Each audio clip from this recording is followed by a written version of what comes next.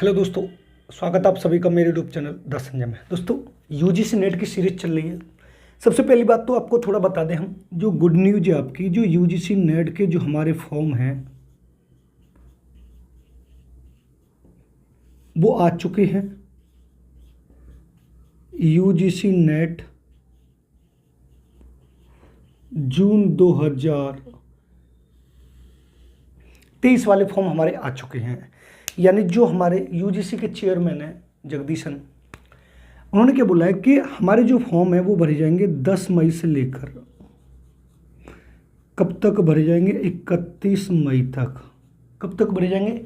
31 मई तक भरे जाएंगे। ये हमारे जो फॉर्म है, ये फॉर्म डेट है हमारी, यानी आज से।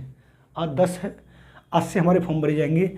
लेकिन इसी की अगर एग्ज़ाम की बात करें, इसका जो एग्ज़ाम डेट उन्होंने जारी की है वो की है 13 जून से लेकर 22 जून। कितनी की? 13 जून से लेकर 22 जून तक। यानी हमारे पास ये समझ लीजिए 1 महीना, मान लीजिए 1.5 महीना है। कितना है हमारे पास? 1.5 महीना है। ऐसे ही इन्होंने पहले एग्जाम कराया था बहुत जल्दी में, 3 महीने में एग्जाम फॉर्म भरवा के सब शेड्यूल जारी करके उसके बाद उन्होंने एग्जाम करा लिया था और रिजल्ट भी आउट कर दिया था। ऐसे ही अब कार्य, यानी हमारे जो फॉर्म भरे जाएंगे वो आज से भरे जाएंगे। और कब तक भरे जाएंगे? 31 मई तक 2023। एग्जाम डेट हमारी 13 जून से लेकर कब तक कर दिए? 22 जून तक कर दी, जिसकी इन्फॉर्मेशन मैंने वीडियो अपलोड कर दी थी कल, तो आपको मिल चुकी होगी। हम जो अपने चैनल पर पढ़ रहे हैं वो यूजीसी नेट पढ़ रहे हैं, और यूजीसी जो नेट पढ़ रहे हैं वो कौन सा सब्जेक्ट पढ़ रहे हैं? वो हम पढ़ रहे हैं एजुकेशन। कौन सा पढ़ रहे हैं? एजुकेशन।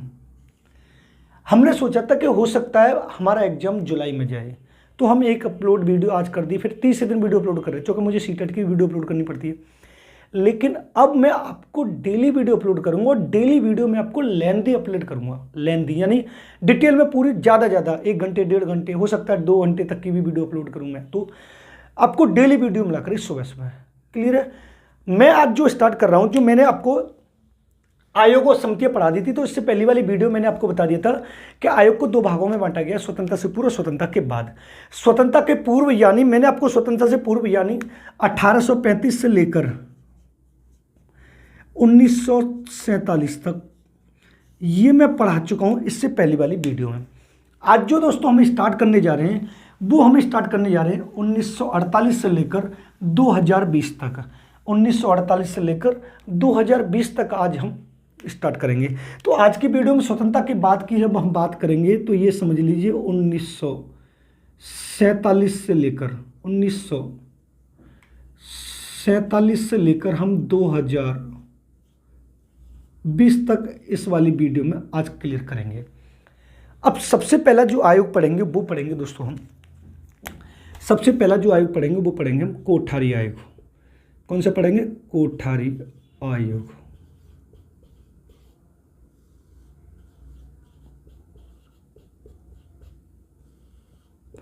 अब कोठारी आयोग आया कब था? तो सॉरी 1948 से पढ़ रहे हैं, थोड़ा गड़बड़ हो गया। 1948 से पढ़ेंगे ना, ये तो 64 पर पहुंच गए हम। सबसे पहला जो हम पढ़ेंगे वो पढ़ेंगे विश्वविद्यालय आयोग।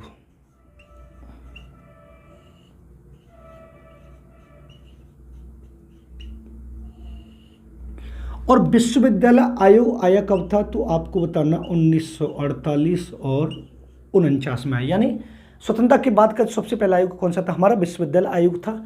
अब बात यहां पर ये होती है दोस्तों कि इसका जो दूसरा नाम था वो था राधा कृष्णन आयोग।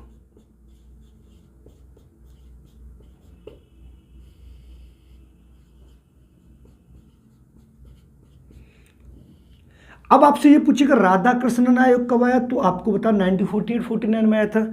अब वो आपसे ये पूछेगा इसके जनक कौन है, तो आपको बताना डॉक्टर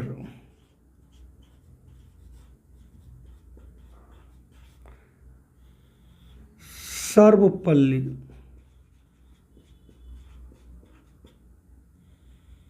राधाकृष्णन। अब वो आपसे यहां पर ये पूछेगा ये संबंधित किससे है, तो आपको बताना उच्च शिक्षा से संबंधित है।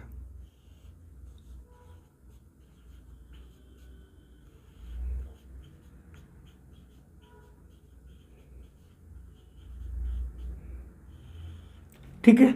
अब एक और क्वेश्चन आता है कि इन्होंने आवासीय विद्यालयों की स्थापना की। आवासीय विद्यालय आप जानते होंगे जो छात्रावास होते हैं, आवासीय विद्यालय की स्थापना।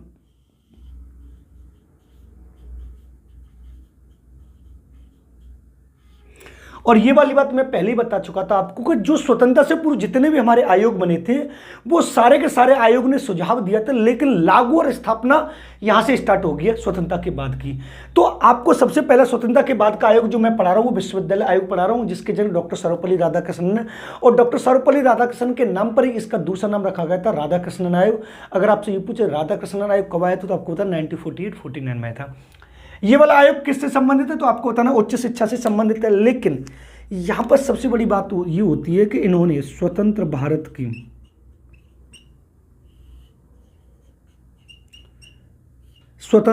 में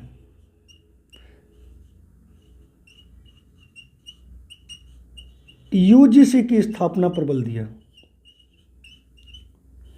अब आपसे ये पूछे कि यूजीसी की स्थापना कब आई है तो आपको 1953 और 56 में बता देना। थोड़ा हम आपको बता देते कि अगर वो ये आपसे ये पूछता है कि यूजीसी की स्थापना, तो यहां पर अगर मैं आपको बताऊं, अगर ये पूछे यूजीसी की स्थापना कब हुई है तो आपको बता देना 1953 में।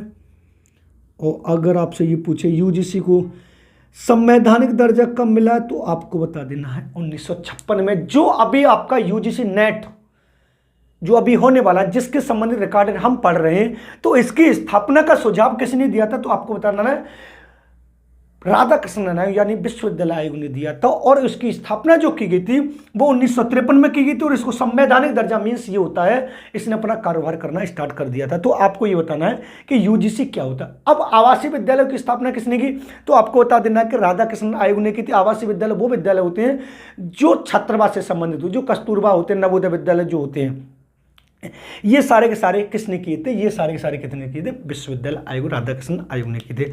अब उसके बाद जो हम दूसरे नंबर पर पढ़ेंगे दोस्तों वो पढ़ेंगे हम मुदालियर आयोग।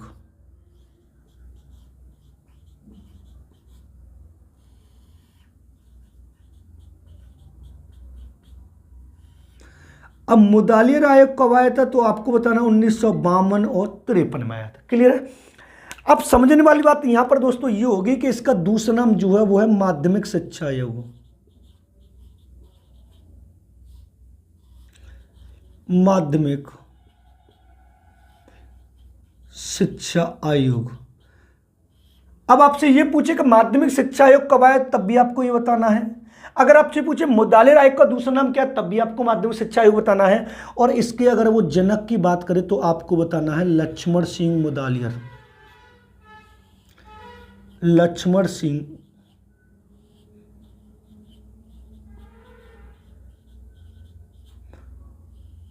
मुदालियर। क्लियर बात है। अब बात यहां पर एक और होगी, वो ये पूछेगा ये संबंधित किससे तो आपको बताने ना माध्यमिक शिक्षा से संबंधित है।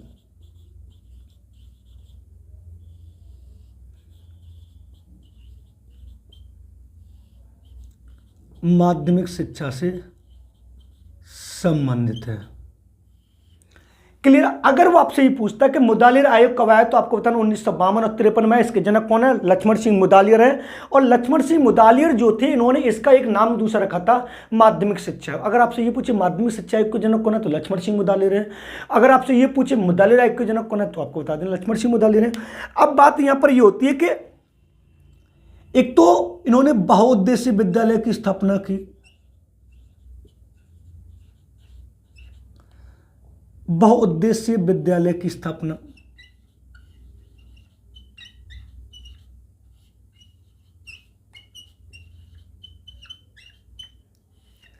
दूसरा इन्होंने क्या किया था रिफ्रेशर कोर्स पर बल दिया था।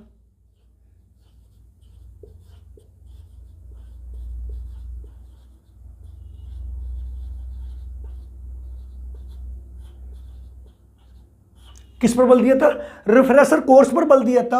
और एक द्विभाषावाद पर बल दिया था, द्विभाषा सूत्र दिया था इन्होंने। और त्रिभाषा सूत्र जो दिया था वो किसने दिया था? कोठारी आयोग ने दिया था। यानी अगर ये आपसे ये पूछे द्विभाषा सूत्र किसने दिया है तो आपको बता देना है मुदालिर आयोग ने। अगर त्रिभाषा सूत्र की बात करें तो आपको बता देना कोठारी आयोग ने दिया था। अब एक और आता है, इधर हम थोड़ा पढ़ते हैं। अगर ये पूछे शिक्षा में जनसंचार माध्यमों का प्रयोग तो भी मुदालिर आयोग ने किया।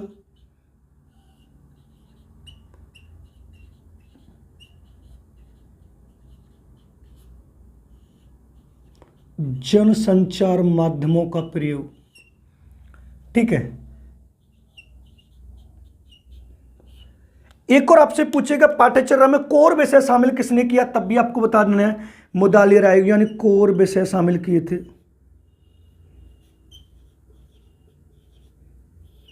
यानी वो आपसे ये पूछे कि पाठ्यचर्या में कोर विषय को किसने शामिल किया, तब भी आपको मुदालिर आयोग बताना है। लेकिन सबसे बड़ी बात यहां पर दोस्तों ये होगी कि कोर विषय कौन सा होता है। तो अगर आपसे ये पूछे कोर विषय कौन से होते हैं, तो जिसमें सामाजिक और प्रजातांत्रिक विषय रखे जाते हैं। सामाजिक विषय प्लस प्रजातांत्रिक विषय जो रखे जाते हैं वो कौन सा कहलाता है? हमारा कोर विषय कहलाता है।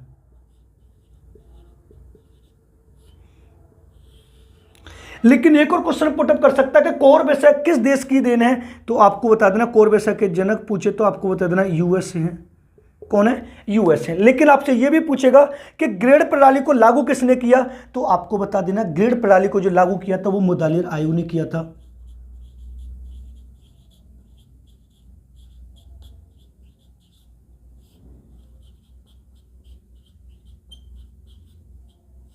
किसने किया था? मुदालिर आयोग ने किया। लेकिन यहां पर सबसे बड़ी बात एक और आती है दोस्तों, यहां पर इन्होंने प्रशिक्षण की स्थापना की थी कि प्रशिक्षण दिया जाए, लेकिन प्रशिक्षण दिया किसको जाए, तो उसकी हम बात करते हैं। तो यहां पर समझना है कि जो स्नातक होगा, अस्नातक मीन्स जिसने ग्रेजुएशन ना की हो, अस्नातक मीन्स जिसने ग्रेजुएशन ना की हो, और जो स्नातक होगा जिसने ग्रेजुएशन की हो। अस्नातक होगा या एक होगा स्नातक, एक होगा अस्नातक और दूसरा होगा अस्नातक। यानी अस्नातक के लिए 2 वर्ष का प्रशिक्षण और स्नातक के लिए 1 वर्ष का प्रशिक्षण। और ये वाला क्वेश्चन आपसे शायद 19 में पूछा गया है कि स्नातक जो लोग हैं उनके लिए 1 वर्ष का प्रशिक्षण और अस्नातक के लिए 2 वर्ष का प्रशिक्षण की व्यवस्था किस आयोग ने की है, तो दोस्तों आपको बता देना मुदालिर आयोग ने की है। ठीक है। अगर आपसे पूछे मुदालिर आयोग कब आया, 1952-53 में। शिक्षा में जनसंचार माध्यमों का प्रयोग किसने किया, मुदालिर आयोग ने। जनक कौन है, लक्ष्मण सिंह मुदालिर। पाठ्यचर्या में कोर विषय को शामिल किसने किया, मुदालिर आयोग। कोर विषय किस देश की देन है, यूएसए। कोर विषय होता क्या है, जिसमें सामाजिक और प्रजातांत्रिक विषय रखे जाते हैं, वो हमारा कौन सा कहलाता है, वो हमारा कोर विषय कहलाता है। लेकिन बहुउद्देशीय विद्यालय कौन से होते हैं, ऐसा विद्यालय जिसमें विभिन्न उद्देश्यों की प्राप्ति हो। एक ही स्कूल में बीएड भी हो, बीटीसी भी हो, बीए भी हो, बीएससी भी हो, बीबीए भी हो, बीसीए भी हो। यानी जो छात्र जिस उद्देश्य की प्राप्ति करना चाहता है उसके लिए हम अलग अलग सिर्फ कॉलेज की स्थापना नहीं करेंगे, एक ही कॉलेज में बहुत सारे कोर्स को लॉन्च करके प्रत्येक छात्र की जो आवश्यकता है उसके उद्देश्य को पूरा करने की कोशिश करेंगे। वो हमारा कौन सा कहलाता है, बहुउद्देशीय विद्यालय कहलाता है। रिफ्रेशर कोर्स क्या होता है, देखो मैं आपको पहले बता रहा हूं, 2 कोर्स होते हैं, रिफ्रेशर कोर्स और ओरिएंटेशन कोर्स। ये दोनों जो होते हैं वो इन सर्विस टीचर के लिए होते हैं, यानी सेवाकालीन अध्यापक के लिए होते हैं। इन दोनों को मैं अलग से डिटेल में पढ़ाऊंगा कि रिफ्रेशर कोर्स क्या होता है और ओरिएंटेशन कोर्स क्या होता है। उसके बाद उन्होंने द्विभाषा सूत्र दिया था, इसको कम मान्यता दी गई थी। लेकिन आगे जाके जो त्रिभाषा सूत्र था, उस त्रिभाषा सूत्र को सबसे ज्यादा मान्यता दी गई थी। और त्रिभाषा सूत्र दिया किसने था, तो आपको बताना है कोठारी आयोग ने, जो मैं अभी पढ़ाने वाला हूं। स्नातक के लिए 2 वर्ष का और स्नातक के लिए 1 वर्ष का जो प्रशिक्षण कार्यक्रम दिया गया था वो किसने दिया था, मुदालिर आयोग ने। अब हम बात करते हैं 3rd नंबर पर, जो सबसे ज्यादा इंपॉर्टेंट है, वो है हमारा कोठारी आयोग।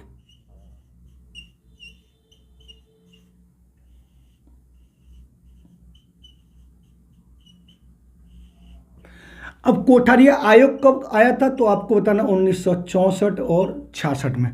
कब आया था, 1964 और 66 में। अब इसके जो जनक हैं वो कौन है, वो आपको बताना है DS कोठारी। कौन है, DS कोठारी, यानी दौलत सिंह कोठारी।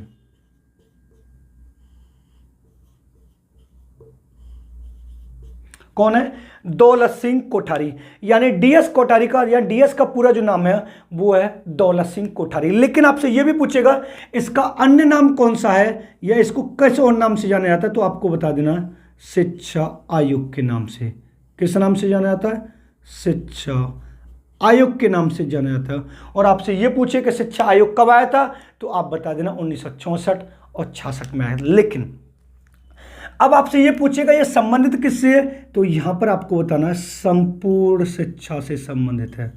किससे संबंधित? संपूर्ण शिक्षा से संबंधित है। अब कोठारी आयोग ने एक परिभाषा दी थी जो आपको वेरी वेरी इंपॉर्टेंट याद रखनी है। इन्होंने बोला था, आपको नोट डाल के भी याद कर लेनी है। इन्होंने बोला था भारत के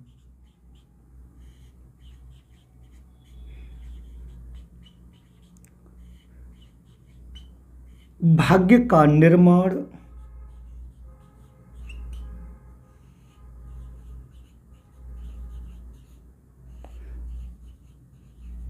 उसकी कक्षाओं में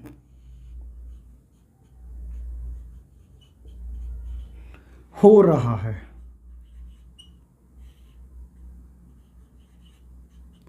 इन्होंने एक परिभाषा दी थी कि भारत के भाग्य का निर्माण कहां पर हो रहा है, उनकी कक्षाओं में हो रहा है। यह परिभाषा किसने दी है? कोठारी आयोग ने दिया है। अब थोड़ा कोठारी आयोग को और डिटेल में पढ़ते हैं। अब इनका सूत्र भी है शिक्षा व राष्ट्रीय विकास। इन्होंने समान कार्य समान वेतन दिया।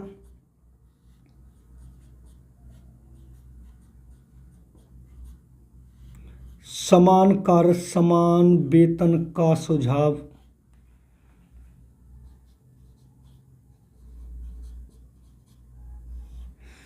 इन्होंने त्रिभाषा सूत्र दिया, जो मैं आपको पहले ही बता रहा हूं, जो वेरी वेरी इंपॉर्टेंट है। त्रिभाषा सूत्र,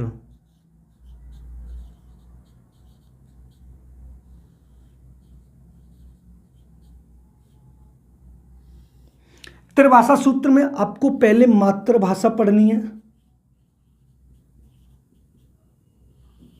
या क्षेत्रीय भाषा,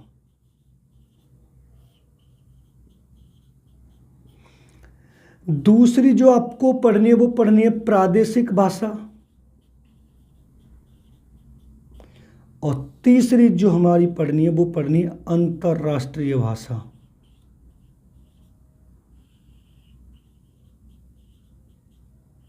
कौन सी पढ़नी है? अंतर्राष्ट्रीय भाषा। अब यहां पर एक और चीज होगी कि इन्होंने कोठारी आयोग ने क्या बोला था कि स्वतंत्र भारत में पहली शिक्षा नीति का सुझाव दिया था कि स्वतंत्र भारत में सबसे पहली शिक्षा नीति को रखा जाए, जो इंदिरा गांधी के टाइम पर आई थी, जो थी 1968 वाली। कौन सी थी? अब इन्होंने ये बोला था स्वतंत्र भारत की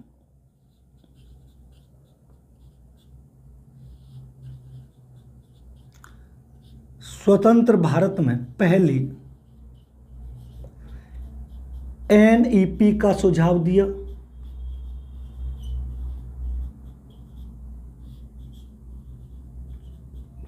अब एनईपी अब तक कितनी आ चुकी हैं? तो अब तक वैसे 4 आ चुकी हैं, लेकिन जब उनको 3 माना जाता है, एक 1968 वाली, एक 1986 वाली, एक 2020 वाली, जो अभी पढ़ाएंगे आपको। अब इन्होंने क्या बोला था? स्वतंत्र भारत की पहली शिक्षा संरचना। अब इन्होंने क्या दिया था? स्वतंत्र भारत की पहली शिक्षा संरचना कौन सी? 10+2+3, जो इसकी जगह अब आ गया 5+3+3+4, यानी ये वाली जो इसकी जगह अब कौन सी आ गई है? वो आ गई है 5+3+3+4। अब ये वाली कब आई है? ये वाली 2020 में आई है। अगर आपसे ये पूछे स्वतंत्र भारत की पहली शिक्षा संरचना किसने दी है, तो आपको दोस्तों बताना कोठारी आयोग। कौन सी थी? 10+2+3 वाली दी थी। यानी स्वतंत्र भारत की पहली नई शिक्षा नीति, नेशनल एजुकेशन पॉलिसी को सुझाव किसने दिया? तो कोठारी आयोग ने दिया था, जो 1968 में स्थापित की गई थी, यानी 1968 में स्थापित की गई थी। अब उसके बाद इन्होंने क्या बोला था? व्यावसायिक शिक्षा पर बल दिया था।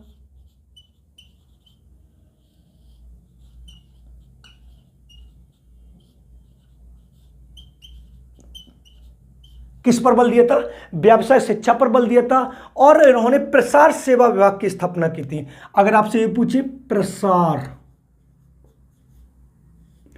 सेवा विभाग किसने स्थापित किया, तो आपको बता देना कोठारी आयोग ने दिया था।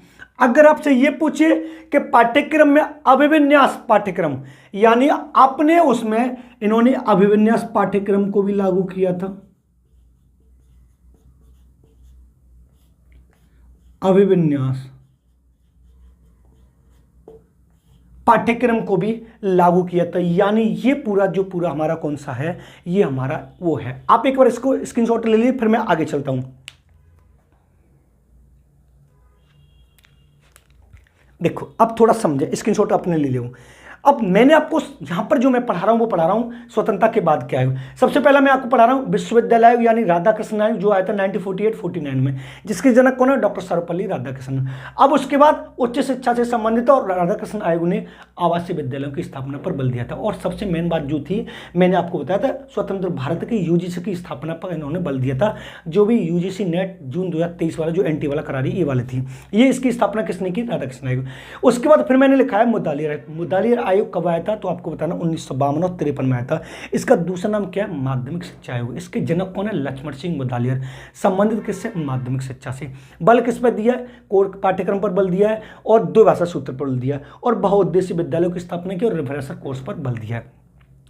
अब कोर पाठ्यक्रम मैंने आपको पूरा बता दिया, और इन्होंने एक प्रशिक्षण की स्थापना की, जो स्नातक लोग उनके लिए 2 वर्ष का, और जो स्नातक लोग हैं उनके लिए 1 वर्ष का हो।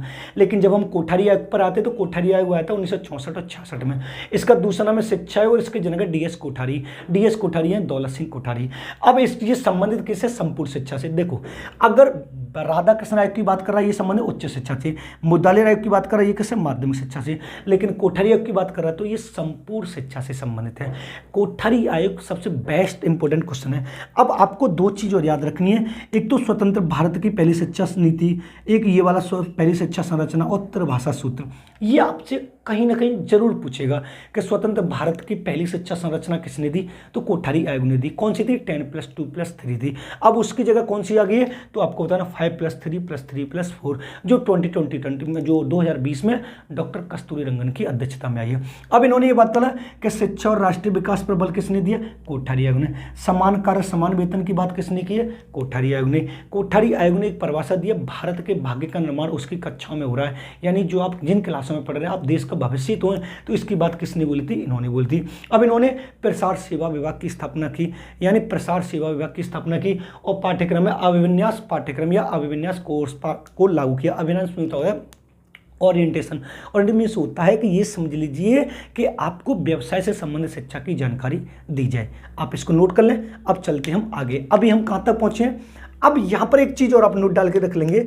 नोट डाल के यहाँ पर लिख लेंगे, 3rd नंबर पे ये लिख लिया, 4th नंबर पर आप लिखेंगे NEP 1968। 1968 किसने दी थी? तो आपको बताना है दोस्तों, इंदिरा गांधी ने। किसने दी थी? इंदिरा गांधी ने। यानी पहला मैंने आपको स्वतंत्रता के बाद का विश्वविद्यालय आयोग, दूसरा मुदालियर आयोग, तीसरा कोठारी आयोग, और चौथा जो सबसे पहली नई शिक्षा नीति आई थी वो इंदिरा गांधी लेकर आई थी 1968 में। दूसरी आई थी पहली आई थी 1968 में, दूसरी आई थी 1986 में, और तीसरी आई थी 2020 में डॉक्टर कस्तूरी रंगन की अध्यक्षता में। आप इनको नोट कर लें। अब चलते हैं आगे।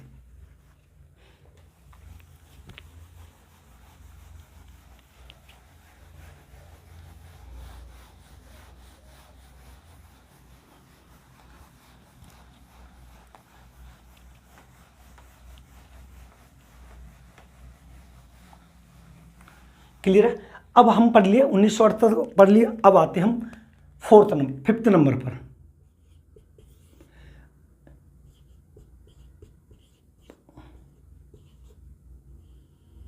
राष्ट्रीय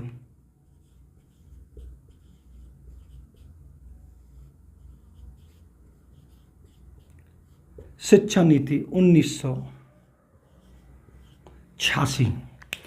अब आपसे वो ये पूछेगा इसके जनक कौन है, तो आपको इसके जनक बताने हैं राजीव गांधी।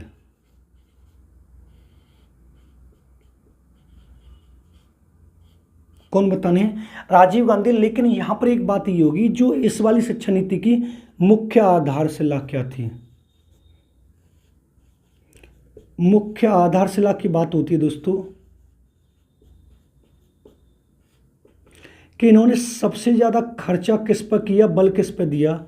तो उन्होंने बोला था कि जब हमारा भारत 21वीं सदी में प्रवेश करेगा तो उसकी मुख्य आधारशिला यानी सबसे ज़्यादा जो टारगेट हम करेंगे वो शिक्षा पर करेंगे। किस पर करेंगे? शिक्षा पर करेंगे। अब उसके बाद अब बात यहाँ पर ये आती है कि राष्ट्रीय शिक्षा नीति 1986, राष्ट्रीय शिक्षा नीति 1986 के जनक कौन है? राजीव गांधी हैं, और इसकी मुख्य आधारशिला थी शिक्षा पर हमें सबसे ज़्यादा बल देना। लेकिन अब हम यहाँ पर पढ़ेंगे एनईपी के कार्य। अब एनईपी क्या होती है? तो ये होती है, और इसकी फुल फॉर्म आप देखोगे तो नेशनल एजुकेशन पॉलिसी। क्लियर है? अब एनईपी के कार्य की जब हम बात कर रहे हैं दोस्तों, एनईपी के कार्य कौन कौन से, इन्होंने कौन कौन से कार्य किए थे? तो सबसे पहले जो हम कार्य की बात करेंगे कि डाइट की स्थापना, और डाइट की जो स्थापना की थी इन्होंने प्रत्येक जिले में, वो की थी 1987 में। कब की थी? 1987 में की थी। क्लियर बात है? अब डाइट की फुल फॉर्म देखा जाए तो district institute of education and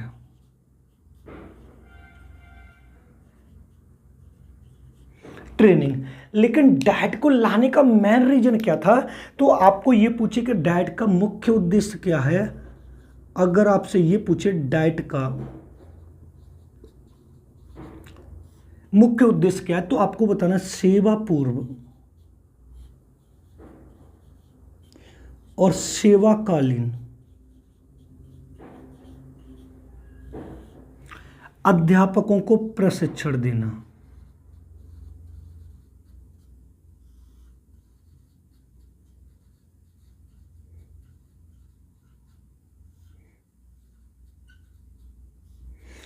अब आपने एक बात सुनी हो कि जब 2014 से पहले जिन लोगों का बीटीसी में नंबर आ जाता था उन लोगों की जॉब पक्की हो जाती, क्योंकि डाइट को लाने का मेन रीजन यही था कि जो हमारे टीचर बन गए हैं, नए नए कोर्स लॉन्च होंगे तो उनके बारे में जानकारी अवगत कराना, और जो टीचर बनने जा रहे हैं उनको ट्रेनिंग देना। यानी अगर आपसे ये पूछा जाए टीचर कितने प्रकार का होता है, तो आपको बता देना सेवा पूर्व और सेवाकालीन अध्यापकों को प्रशिक्षण देने के लिए राजीव गांधी ने प्रत्येक जिले में डाइट की स्थापना की थी 1987 में। एक तो कार्य इसका ये हो गया, एक मान कार्य ये वाला हो गया।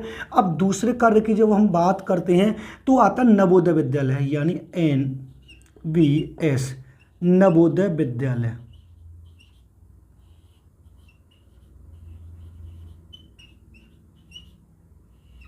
नवोदय विद्यालय संगठन, इसकी स्थापना कब हुई है? तो आपको बताना 1987 में। अब बात यहां पर ये होती है कि नवोदय विद्यालय लाने का मेन रीजन क्या था, नवोदय विद्यालय क्यों लाया गया? तो आपको बताना है ग्रामीण क्षेत्रों के, अगर आपसे ये पूछे इसका उद्देश्य क्या है, और ये आपसे कई बार पूछा भी गया है, आपको बताना है ग्रामीण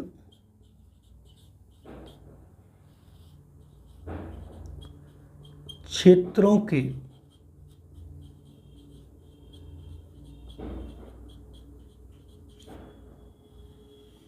प्रतिभाशाली छात्रों के लिए।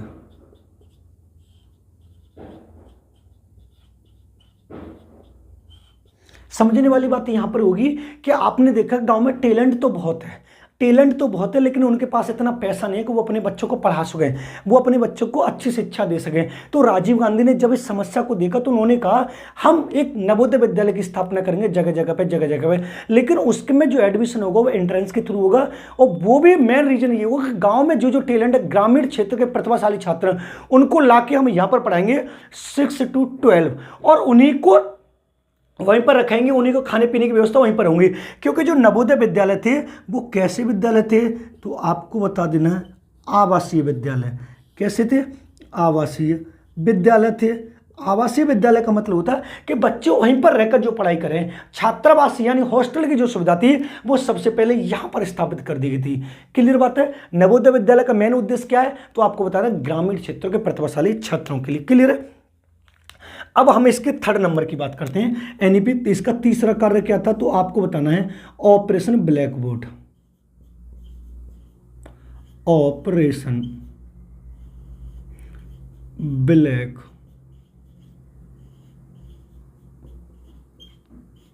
बोर्ड, इसको बोलते हैं OBB। इसकी स्थापना कब हुई है, 1987 में हुई। कब हुई है, 1987 में, क्योंकि काम कौन कर रही है, एनईपी 1986 कर रही है। अब बात यहां पर ये होती है कि इसको लाने का मेन रीजन क्या था। अब अगर आपसे ये पूछे ऑपरेशन ब्लैक बोर्ड का मेन उद्देश्य क्या है, तो आपको बता देना प्राथमिक विद्यालय में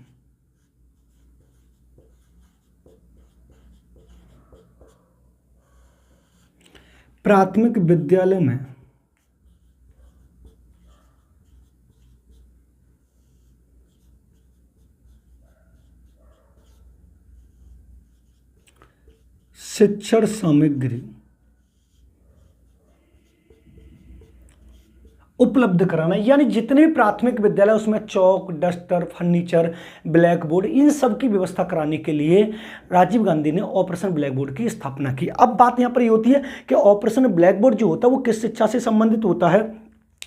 जो ऑपरेशन ब्लैक बोर्ड जो होता है वो किस शिक्षा से संबंधित होता है, तो यहां पर आपको ये वाली बात बतानी है, ये प्राथमिक शिक्षा से संबंधित है।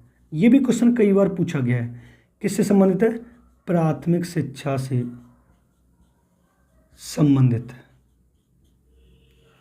लेकिन यहां पर समझने वाली बात ये होगी कि ऑपरेशन ब्लैक बोर्ड के पहलू होते हैं, तो आपको बता देना इसके कितने पहलू हैं। इसके 3 पहलू हैं। कौन कौन से हैं, पहला आपको बताना है 2 बड़े बड़े कमरे,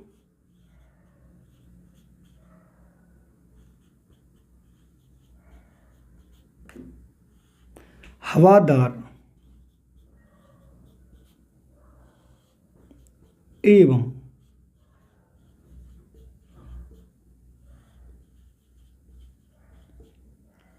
प्रकाशयुक्त। दूसरा है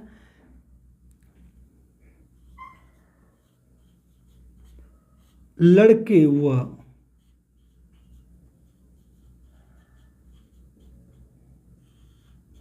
लड़कियों के लिए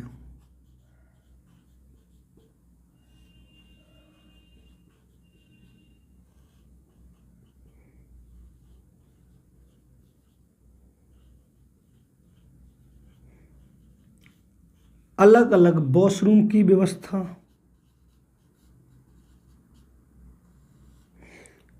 2 टीचर,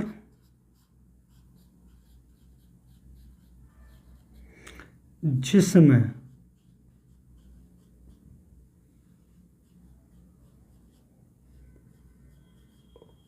एक महिला और एक पुरुष।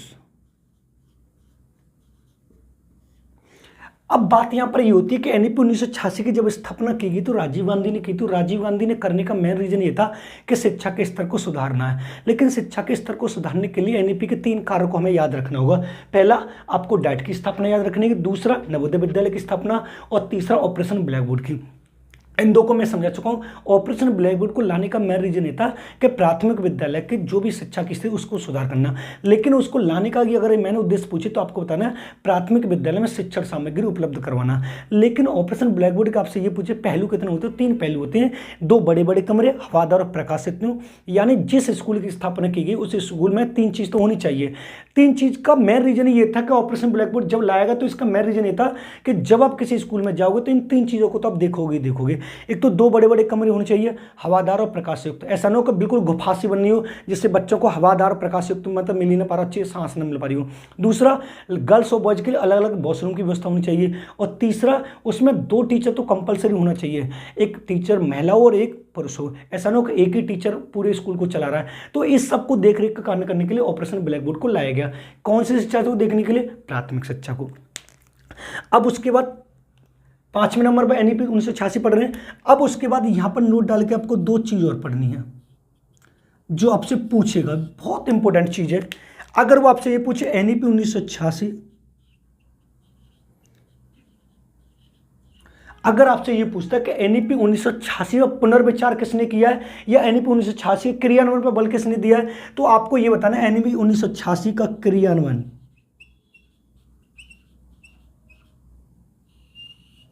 आपको बता देना 1990 में। अगर आपसे ये पूछे एनईपी 1986 पर पुनर्विचार, आपको बता देना 1992 में। लेकिन अब यहां पर एक और चीज आ जाती है कि 1990 में क्या हुआ था, तो आपको बता देना आचार्य राममूर्ति समिति आई थी।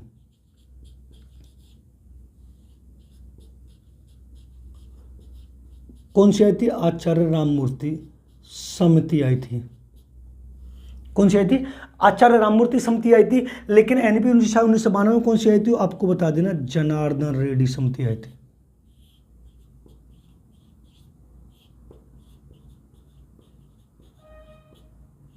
कौन सी आई थी? जनार्दन रेड्डी समिति आई थी। अब यहां पर समझने वाली बात ये होगी कि एनईपी 1986 का क्रियान्वयन पर जोर यानी लागू करने पर जोर किसने दिया, तो या तो वो ईयर पूछेगा 1990 1990, अगर ये ना पूछे तो कौन सी समिति ने दी थी, तो आपको बता देना आचार्य राममूर्ति समिति ने। अगर आपसे ये पूछे एनईपी 19 पुनर्विचार यानी संशोधन की बात किस समिति ने की थी, जनार्दन रेड्डी समिति ने की थी। कब आई थी? 1992 में आई थी। लेकिन यहां पर एक बात और ये समझनी पड़ेगी कि जो आचार्य राममूर्ति समिति थी इसका एक फॉर्मूला था, इसका एक सूत्र था, वो आपको बताना मानवीय समाज।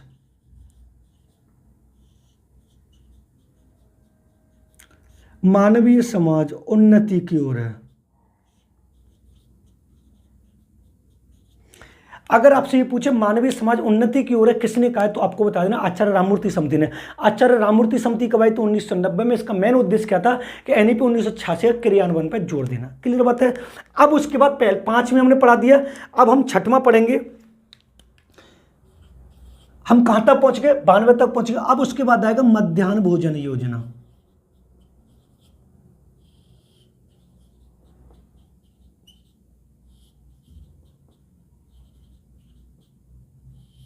ये आया था 15 अगस्त 1995 और ये कई बार पूछा गया है। अब आपसे ये पूछेगा इसका उद्देश्य क्या है, मिड डे मील को लाने का मेन उद्देश्य क्या है, तो आपको बताना छात्रों की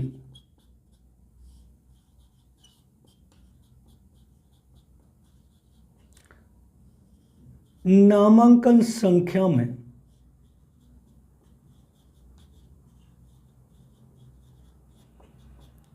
वृद्धि करना। इन्होंने देखा 1995 से पहले छात्रों की नामांकन संख्या यानी बच्चों के एडमिशन नहीं हो पा रहे थे, तो इन्होंने एक स्कीम चलाई कि हर महीने की हम 1 तारीख को 3 किलो को गेहूं दिया करेंगे। तो हर महीने की 1 तारीख को जब बच्चे को 3 किलो गेहूं मिलेंगे तो बच्चा लालच में आकर पढ़ने आएगा, जिससे हमारे छात्रों की नामांकन संख्या में वृद्धि होगी। लेकिन बच्चा भी बड़ा चालाक था, वो 25 तारीख से महीने का एंड होता था, 25 तारीख से पढ़ने जाता था और 5 तारीख तक पढ़ता था। फिर उसके बाद 3 किलो गेहूं लिए, फिर घर बैठ जाता था। फिर ये भी बड़ा नुकसान हुआ था। तो इसी की तर्ज पर मैं यहाँ पर एक और बढ़ा देता हूँ। इसी की तर्ज पर एक नामक आया था पका भोजन। अब ये पका भोजन कब आया, तो ये आया था 2004 में। और ये आपने देखा होगा जो जितने प्राथमिक विद्यालय उनमें खिचड़ी जो बढ़ती है, दलिया जो बढ़ता है, साग पूड़ी जो बढ़ती है, वो इस मिड डे मील को चेंज करके 2004 में पका भोजन के रूप में कर दिया था। अब इन्होंने सोचा कि क्यों ना हम बच्चों को स्कूल में ही खाना खिलाएं, जिससे बच्चे स्कूल से बाहर जाएंगे नहीं और जब स्कूल में रहेगा तो पढ़ेगा। तो सोचा तो ये था कि जब बच्चा ढंग से पढ़ेगा, लेकिन इसका भी उल्टा प्रभाव पड़ा। बच्चा किताब और कॉपी रखना भूल गया और वो कटोरा चम्मच लाना याद रख गया। यानी सोचा तो ये था कि जब हम बच्चे को स्कूल में ही खाना खिलाएंगे, 3 किलो गेहूं लेके तो वो घर बैठ जाता था, तो हमने ये वाली बात सोची थी क्यों ना हम बच्चे को स्कूल में ही खाना खिलाएं, जिससे बच्चा वहीं पर पढ़ के रहेगा, वहीं पर बैठ के पढ़ेगा और खाएगा पीगा, उसे ना भूख की चिंता ना किसी की चिंता। लेकिन उसका भी गलत प्रभाव पड़ा। बच्चा बुक्स को तो रखना भूल गया, लेकिन कटोरी चम्मच बैग में हर समय मिलती थी। खाना न मिले तो लड़ाई कर देता, लेकिन पढ़ाई न हो तो उससे कोई प्रॉब्लम नहीं थी। आप इसको नोट कर सकते हैं, वेरी वेरी इंपॉर्टेंट है। मैं साथ ही साथ आपको समझाता चल रहा हूँ। अभी हम कहाँ पे पहुँचे हैं? 1995 पहुँचे हैं। ठीक है, चाहो तो स्क्रीनशॉट ले लीजिए इसका। अब चलते हैं आगे। 6 नंबर पर पहुँचे, अभी 1995 पर पहुँचे हैं।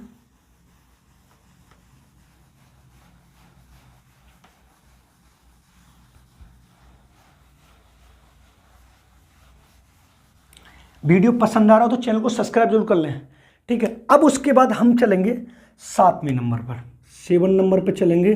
अब आता है स्कूल चलो अभियान। स्कूल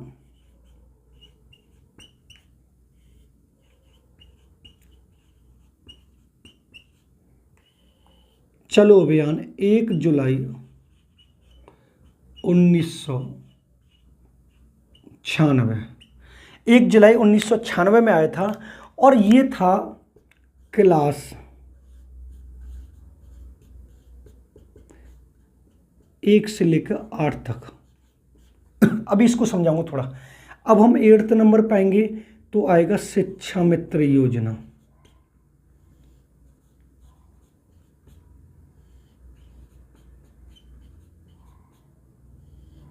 ये आया था 1999 से 2000 और 2000 से लेकर 2001, यानी कुछ शिक्षा मित्र 1999 में भी सेलेक्टेड हुए थे, कुछ 2000 में, कुछ 2001 में हुए थे।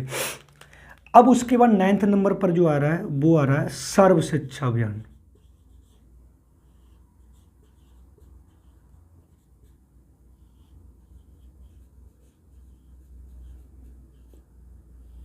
ये कब आया था तो आपको बताना 2001 में आया था। अब आपसे ये पूछेगा इसके जनक कौन है, तो जनक मेरे दोस्त ये बताना है A.D. द्विवेदी। कौन बताने? द्विवेदी। लेकिन इसका एक सूत्र ही है, सब पढ़े सब बढ़े। अब बात यहां पर ये होती है कि सब पढ़े सब बढ़े, सब सर्व शिक्षा अभियान आपने सुना है नहीं सुना है, तो थोड़ा इसकी कहानी सुनते हैं कि जो मैंने सबसे पहले आपको ये लिखा है स्कूल चलो अभियान, ये इसका सुधरा हुआ रूप है। कैसा रूप है? सुधरा हुआ रूप है, सुधरा रूप है। अगर आपसे ये पूछे कि स्कूल चलो अभियान, स्कूल चलो अभियान जो है वो स्कूल चलो अभियान का सुधरा हुआ रूप कौन सा है, तो आपको बताना सर्व शिक्षा अभियान। सर्व शिक्षा अभियान को इंग्लिश में बोलते हैं SSA, लेकिन ये जीरो रिजेक्शन पॉलिसी पर काम करता। अब वो क्या होता है उसको भी मैं बताता हूं। अब आपने देखा होगा कि जितने भी प्राथमिक विद्यालय हैं उन प्राथमिक विद्यालयों में कच्ची पेंसिल साइड में बनी होगी और उस कच्ची पेंसिल पर 2 बच्चे बैठे हुए होंगे। वो यहां से स्टार्ट हुआ था, A.D. द्विवेदी ने किया था। और आप अगर उस कच्ची पेंसिल के बीच में देखेंगे तो एक सूत्र लिखा होगा सब पढ़े सब बढ़े। और जितने भी प्राथमिक विद्यालय में बुक्स आती हैं उनके पीछे कवर पर देखेंगे तो कच्ची पेंसिल बनी हुई होगी, उस कच्ची पेंसिल में भी ये वाला नारा लिखा होगा सब पढ़े सब बढ़े। ये कब से हुआ था? 2001 से। जीरो रिजेक्शन पॉलिसी का मतलब ये कोई भी बच्चा प्राथमिक शिक्षा से छूट न जाए, यानी कोई भी बालक घर पर रह न जाए, क्योंकि प्राथमिक शिक्षा निःशुल्क और अनिवार्य चल रही थी 1 to 8 तक की। तो यहां पर जीरो रिजेक्शन पॉलिसी का मतलब है कोई भी बालक प्राथमिक शिक्षा से छूट न जाए, बिल्कुल रिजेक्ट न हो जाए। अगर ये पूछे स्कूल चलो अभियान की बात करें तो आपने देखा होगा जब गर्मियों की छुट्टी हो जाने के बाद जब हमारा स्कूल खुलता था तो एक रैली निकलती थी कि स्कूल चलो स्कूल चलो स्कूल चलो। पूरे गांव में, जिस गांव में स्कूल होता था उस गांव में पूरी रैली निकाली जाती थी और सारे बच्चों को बुलाकर एक बच्चा पूरे बैनर पर लगा के स्कूल चलो ऐसे चलता था। ये कब होता था? 1996 में होता था। अगर ये पूछे शिक्षा मित्र योजना कब आई है, आपको बताना 1999 से 2000, 2000 से 2001। अगर ये पूछे सर्व शिक्षा अभियान कब आया तो आपको ये वाली बात बता देनी है। ठीक है, अब आते हैं हम 10वें नंबर पर। अब NCF आता है, NCF 2005। NCF आता है 2005। बात यहां पर ये होती है, अगर वो आपसे ये पूछे इसके अध्यक्ष कौन है तो आपको बता देना प्रोफेसर यशपाल है। ठीक है, लेकिन आपको ये पूछिए इसकी फुल फॉर्म क्या है तो आपको बताना नेशनल करिकुलम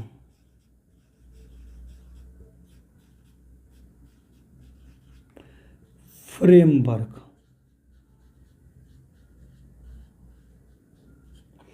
अब बात ये बल किस पर देता है तो आपको बताना बाल केंद्र शिक्षा पर।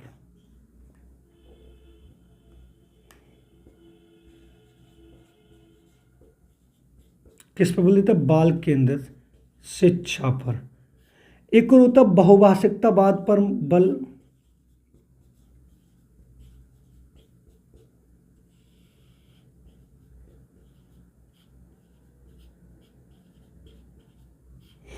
एक और होता है। अब बात यहाँ पर ये होती है कि बाल्कन शिक्षा का मतलब होता है, एनसीएफ को लाने का मेन रीजन ये था कि जब भी हम किसी भी पाठ्यक्रम का निर्माण करेंगे तो बालक को ध्यान में रखेंगे। और बहुभाषिकतावाद का ये अर्थ होता है जितने भी बालक पढ़ेंगे प्रत्येक बालक की मातृभाषा और क्षेत्र भाषा को मान्यता देंगे।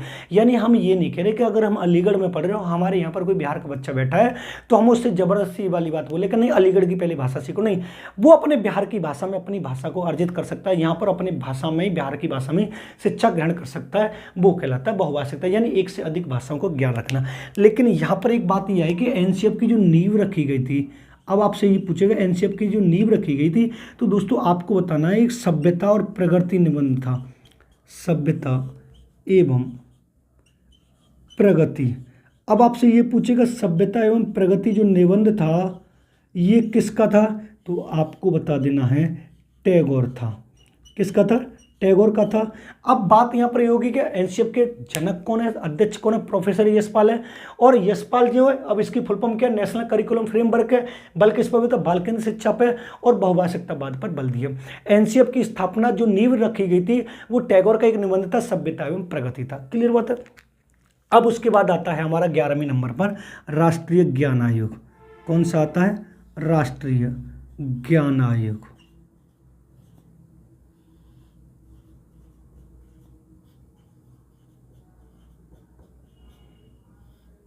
ये कब आया था, 2006 से लेकर 2009 तक। इसके जनक की बात करें तो आपको हम बता दें इसके जनक हैं सैम पित्रोदा।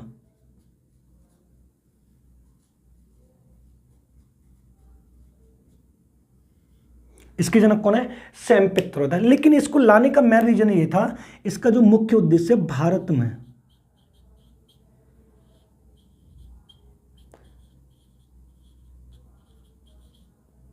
विदेशी विश्वविद्यालय की स्थापना करना।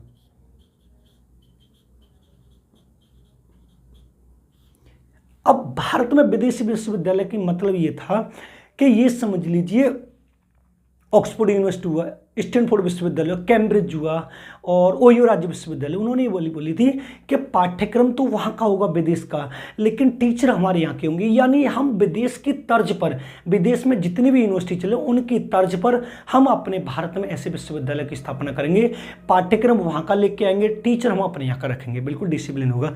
लेकिन अगर आपसे ये पूछे किसके राज में किया गया था ये, तो डॉक्टर मनमोहन सिंह थे ना हमारे, डॉक्टर मनमोहन सिंह जो हमारे प्रधानमंत्री थे, डॉक्टर मनमोहन सिंह,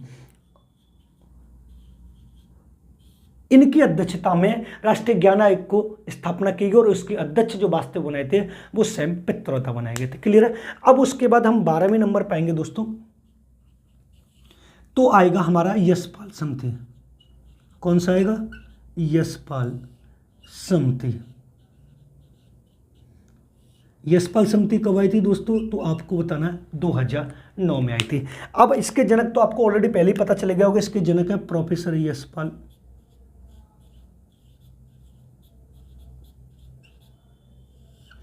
संबंधित किससे, तो आपको बता देना उच्च शिक्षा से।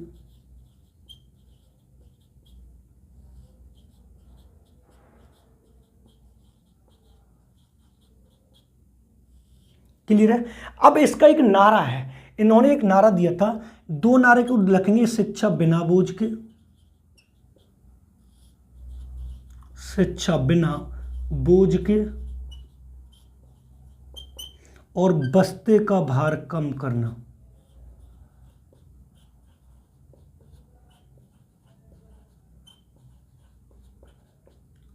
अगर वो ये पूछे शिक्षा बिना बोझ के या बस्ते का भार कम करना ये किसने बोला, तो आपको बता दें यशपाल समिति ने। अब यशपाल समिति काई कब थी, तो आपको बता 2009 में। संबंधित किससे, तो आपको बता देना है उच्च शिक्षा से। लेकिन एक और महान कार्य इन्होंने किया था, इन्होंने दो काम और किए थे, एक तो यूजीसी और एआईसीटी की जांच। इन दोनों की जो जांच की थी वो किसने की थी, यशपाल समिति ने की थी। किसने की थी? अब यशपाल समिति ने की थी। और एआईसीटी जो होता है वो टेक्निकल कॉलेज वाला होता है, और यूजीसी जो होता है वो हमारा आर्ट कॉलेज वाला होता है। यानी बीटेक एमटेक जो व्यक्ति करता है, पॉलिटेक्निक करता, वो कॉलेजों को मान्यता एआईसीटी देता है, और जो हमारे बीए बीएससी बीएड बीटीसी जो होते हैं उनको मान्यता कौन देता है? यूजीसी देता है। अब यूजीसी की और एआईसीटी की जांच किसने की थी? प्रोफेसर यशपाल ने की थी। किस ईयर की थी? 2009 में की थी। आप इनको नोट कर ले, फिर चलते हम आगे। आप चाहे तो इनका स्क्रीनशॉट ले सकते हैं। अब चलेंगे हम आगे, 2009 पर चल रहे हैं, 12 नंबर पर चल रहे हैं। वीडियो पसंद आ रहा हो तो लाइक और कर दें, और उस पर कमेंट भी कर दें। कमेंट तो आप लोग करते ही नहीं, इतनी मेहनत से वीडियो बना रहे हैं, अब तो आपका एग्जाम भी आ गया है, तो आप कमेंट भी कर दें, जिससे थोड़ा मोटिवेट मिलता है हमको। चाहे एक लोग देखे मेरी वीडियो को लेकर, कमेंट जरूर करके जाए मेरी वीडियो पर। अब उसके बाद 13 नंबर पर जो हम बात करेंगे वो बात करेंगे RTA, कब आया था? 2009, शिक्षा का अधिकार अधिनियम। अब बात यहां पर ये करते हैं, वो आपसे ये पूछेगा ये लागू कब हुआ, तो आपको बता देना 1 अप्रैल 2010 को हुआ था। अब वो आपसे ये पूछे राष्ट्रपति हस्ताक्षर कब हुआ,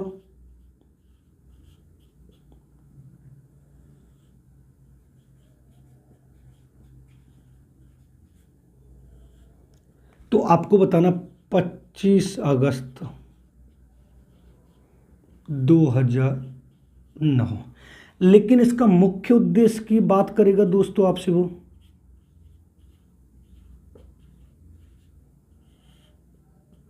तो आपको बताना 6 से 14 वर्ष के बालकों को, बच्चों को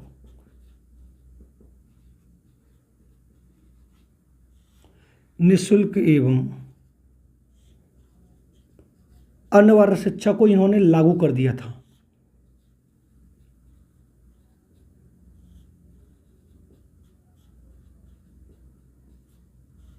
क्या कर दिया था? अनिवार्य शिक्षा को लागू कर दिया था। लेकिन यहां पर एक और बात ये होगी, इन्होंने एक अनुमान क्या किया था कि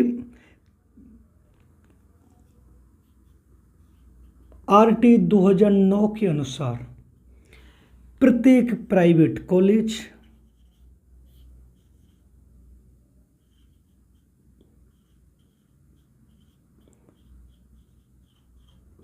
प्रत्येक प्राइवेट स्कूल ग्रामीण क्षेत्रों के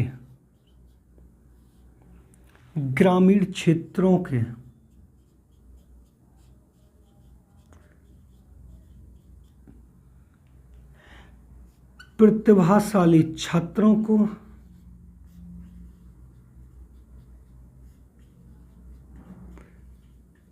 %25 निःशुल्क शिक्षा प्रदान करेगा।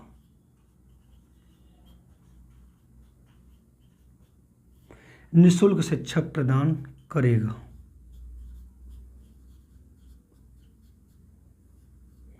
देखो, राइट टू एजुकेशन को लाने का मैं रीजन से था, मैंने आपको ये वाली बात जो उठी थी 6 से 14 वर्ष वाली, तो मैंने आपको ये वाली बात बताई थी कि ये जो मैंने आपको ये वाली चीज़ लिखाई है 6 से 14 वर्ष वाली, तो इसकी बात जो उठी थी वो सबसे पहले मैंने आपको बताया था 1911 से उठी थी। गोखले का बिल जो आया था, किसका बिल आया था? गोखले का बिल। सबसे पहले प्राथमिक शिक्षा को निःशुल्क और अनिवार्य बनाने का सुझाव गोखले के बिल ने 1911 में दिया था। लेकिन जब हम 1937 पर आए थे तो यहाँ पर जो वर्धा योजना आई थी, इस वर्धा योजना में महात्मा गांधी ने इस वाले शब्द को जोड़ दिया, लेकिन लागू नहीं हुआ था। लेकिन ये जो लागू हुई है ये कहाँ पर हुई है? ये 2009 में जाके लागू हुई है।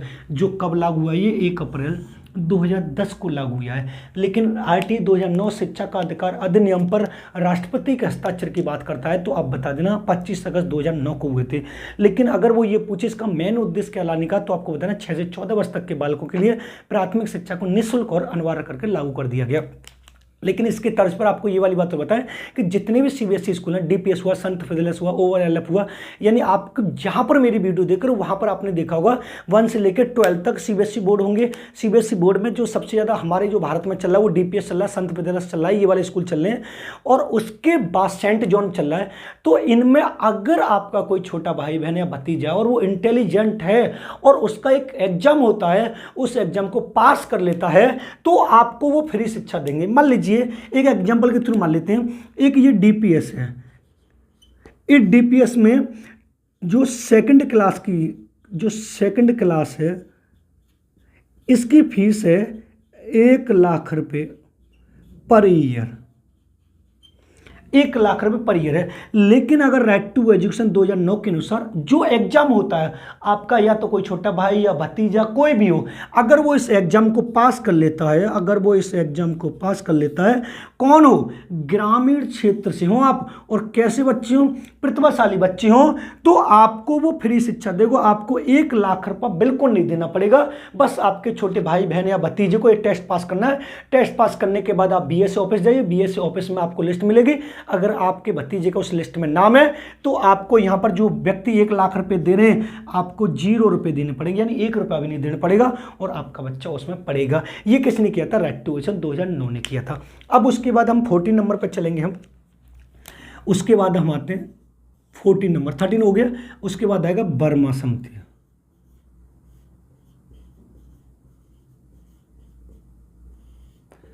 $2012 ये यूजीसी नेट में कई बार पूछी गई है, तो आप लिख लें 100% इंपोर्टेंट, बहुत बार पूछी गई है। अब आपको इसके जनक की बात करें, इसके जनक कौन है तो आप बता दें, न्यायमूर्ति वर्मा।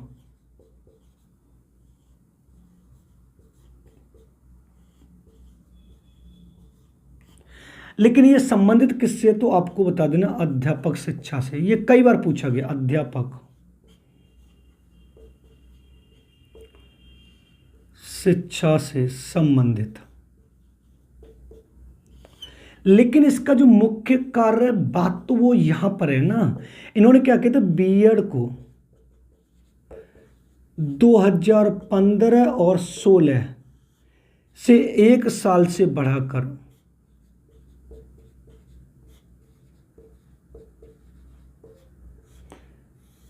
कितने साल का कर दिया, 2 साल का कर दिया।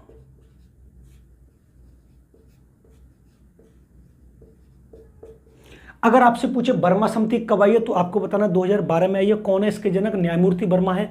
और न्यायमूर्ति वर्मा जो है वो वर्मा समिति वो किससे संबंधित है तो आपको बताना अध्यापक शिक्षा से। और ये वाला क्वेश्चन यूजीसी नेट में कई बार पूछा गया, कई बार। निम्नलिखित में से किस समिति को अध्यापक शिक्षा के संदर्भ में स्थापित किया गया तो वर्मा समिति या न्यायमूर्ति वर्मा समिति। लेकिन न्यायमूर्ति वर्मा समिति ने क्या किया था कि 2015 और 16 से बीएड जो 1 साल का होता था उसको बढ़ाकर इन्होंने 2 साल का कर दिया। यानी बीएड को 1 साल से बढ़ाकर 2 साल का करने वाले कौन सी समिति थी, आपको बताना वर्मा समिति। वर्मा समिति किससे संबंधित है, आपको बताना अध्यापक शिक्षा से संबंधित है। अब उसके बाद 15 नंबर पर जब हम पढ़ेंगे तो हमें पढ़ेंगे TRS सुब्रमण्यम समिति।